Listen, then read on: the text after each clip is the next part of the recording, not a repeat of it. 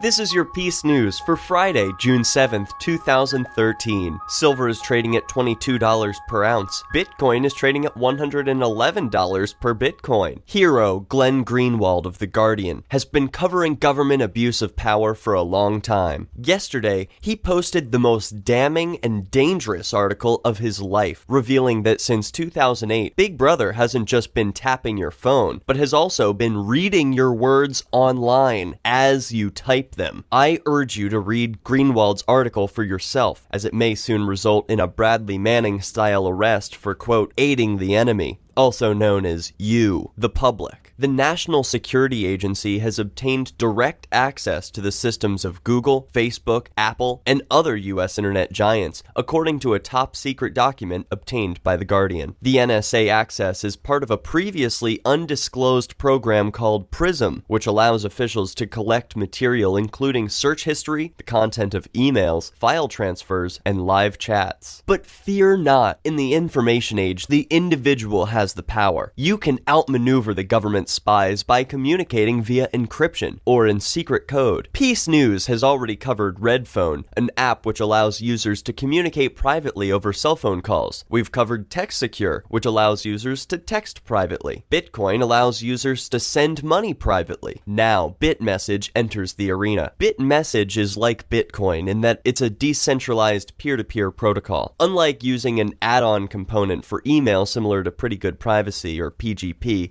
Bitmessage is a unified system that encrypts every message. On top of that, it keeps secure the members of the communication. Not only is the content of messages protected, but the sender and receiver of those messages is kept secret as well. Think of Bitmessage as a decentralized email server. These tools will empower you. Links to download these apps can be found in this episode's show notes. Are you still putting your identity at risk with credit cards? There's a better way. Use the first truly private money. Bitcoin is the world's largest alternative currency. Pay for your favorite online products instantly, without revealing secure data. Buy items in retail stores using your phone, just as quickly as a credit card purchase. Learn more about this empowering new currency at weusecoins.com. That's weusecoins.com. Good news from the Shire! You'll remember that talk show host Ian Freeman's home was raided by keen bureaucrats, claiming it was a lodging house, which it isn't, and that the fire department had to investigate to see if it was safe for the public. Well, believe it or not, Judge Runyon threw out the part of the administrative inspection warrant about fire safety inspection, and has suppressed all information gathered by the firemen during the raid. This means the bureaucrat's case is all but done for. And more good news! You may remember that the police in Palmer, Massachusetts taped a piece of printer paper to the wall which said, "No recording at town hall." One of the police then arrested Ian Freeman for not complying with their piece of paper. Well, now the bureaucrats from the town of Palmer have settled with Ian and his lawyer for $5,000.